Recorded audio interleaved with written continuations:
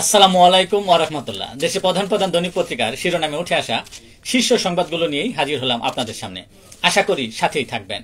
দেশের প্রধান প্রধান দৈনিক পত্রিকার শিরোনামে স্থান করে নেওয়া গুরুত্বপূর্ণ খবরগুলোর মধ্যে শুরুতেই থাকছে, প্রধান উপদেষ্টা ডক্টর মোহাম্মদ ইউনূস বলেছেন, বাংলাদেশের আগামী নির্বাচনে সরকার এ যাবৎকালের সেরা করার পরিকল্পনা করেছে, যাতে এটি গণতন্ত্রের জন্য একটি ঐতিহাসিক দৃষ্টান্ত হয়ে থাকে।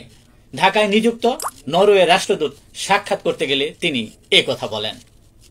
যুক্তরাজ্যের অর্থনীতি বিষয়ক মন্ত্রী টিউলিপ সিদ্দিকীর বিরুদ্ধে দুর্নীতির অভিযোগ ওঠায় তাকে প্রধান উপদেষ্টা ডক্টর মোহাম্মদ ইউনূস ক্ষমা চাইতে বলেছেন। সম্প্রতি ব্রিটিশ গণমাধ্যম দ্য সানডে টাইমসকে দেওয়া এক সাক্ষাৎকারে তিনি এ মন্তব্য করেন।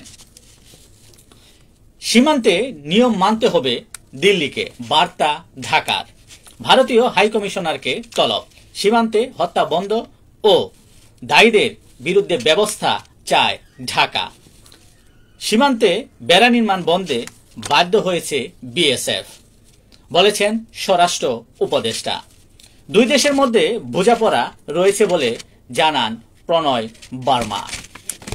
শুল্ক কর বাড়ানোয় ক্ষুব্ধ দল ও সংগঠন, সিদ্ধান্ত বাতিলের দাবি। না হলে এনবিআর ঘেরাও হুঁশিয়ার দিয়েছে বাংলাদেশ মুঠোফোন গ্রাহক অ্যাসোসিয়েশন। শুল্ক কর বাড়লেও মানুষের উপর প্রভাব পড়বে না বলে সংবাদ ব্রিফিংয়ে বলছিলেন প্রধান উপদেষ্টার প্রেস সচিব শফিকুল আলম। ব্যবসা গুটাতে চান উদ্যোক্তারা, বাংলাদেশ ব্যাংকের গভর্নরের সাথে বৈঠক।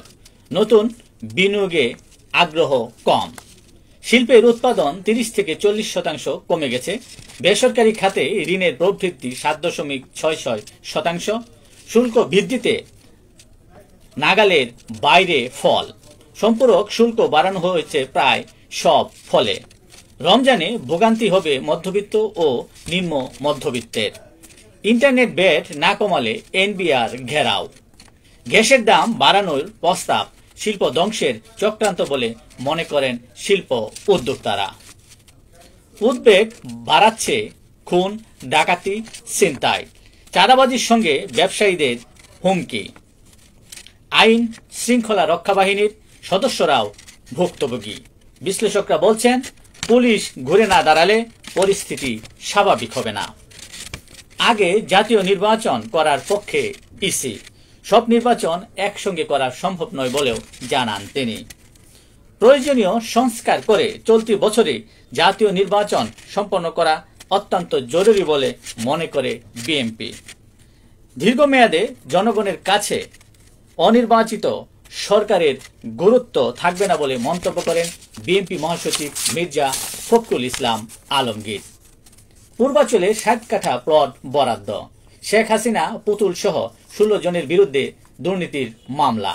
শেখ রেহানা, জয় ও ববি সহ অন্যদের প্লট বাগিয়ে নেওয়ার অভিযোগে মামলার প্রস্তুতি নিচ্ছে সরকার। দেশে এইচএমপি ভাইরাস শনাক্ত, আতঙ্কিত না হওয়ার পরামর্শ স্বাস্থ্য অধিদপ্তরের। ছোঁয়াচে রোগ, তাই স্বাস্থ্যবিধি মেনে চলা জরুরি। সব হাসপাতালে পরীক্ষা করার তাগিদ। দেশের প্রধান প্রধান দৈনিক পত্রিকাগুলো তাদের আন্তর্জাতিক খবরে যে খবরগুলো গুরুত্ব সহকারে ছাপিয়েছেন, তার মধ্যে শুরুতেই থাকছে, যুক্তরাষ্ট্রের নবনির্বাচিত প্রেসিডেন্ট ডোনাল্ড ট্রাম্পের নামে এবার ভদকা বাজারে আসছে। ট্রাম্পের ছেলে এরিক ট্রাম্প এটি বাজারে আনতে যাচ্ছেন। বাইডেনের আক্ষেপ, সরে না দাঁড়ালে ট্রাম্পকে হারাতে পারতেন তিনি। বুধবার জাতির উদ্দেশ্যে বিদায়ী ভাষণ দেবেন বাইডেন। দানবীয় দাবানল নিয়ন্ত্রণে আনতে মরিয়া দমকল কর্মী, পরিস্থিতি আরও খারাপ হওয়ার আশঙ্কা। আগুনের কোনো কারণ এখনো জানা যায়নি। সিরিয়া নিয়ে মধ্যপ্রাচ্য ও ইউ কূটনীতিকদের বৈঠক, সিরিয়ায় স্থিতিশীলতা ফেরানো নিয়েই এই আলোচনা বা বৈঠক। গাজায় 5 দিনে ঝরছে 70 ফিলিস্তিন শিশুর প্রাণ। দক্ষিণ কোরিয়ায় রাজনৈতিক সংকট ঘনীভূত, অভিশংসিত প্রেসিডেন্ট ইউন সুককে গ্রেফতারে হাজারো মানুষের বাধা। এই ছিল দেশের প্রধান প্রধান দৈনিক পত্রিকার শিরোনামে উঠে আসা শীর্ষ সংবাদ, যা নিয়ে এতক্ষণ আপনাদের মাঝে উপস্থিত ছিলাম। আশা করি আপনাদের ভালোই লেগেছে। সার্বিক খবরের বিবেচনায় যদি আপনাদের কোনো অভিমত, অভিব্যক্তি, সমালোচনা কিংবা কোনো পরামর্শ থেকে থাকে তাহলে অবশ্যই কমেন্টসে জানাবেন। আপনাদের কমেন্টসের প্রত্যাশায় আজকের মতো এখানে বিদায় নিচ্ছি। আবারও দেখা হবে আগামীকাল ঠিক একইভাবে। সে পর্যন্ত অবশ্যই সকলেই ভালো থাকবেন, সুস্থ থাকবেন। আসসালামু আলাইকুম ওয়া রাহমাতুল্লাহ। শুভ সকাল সকলকে।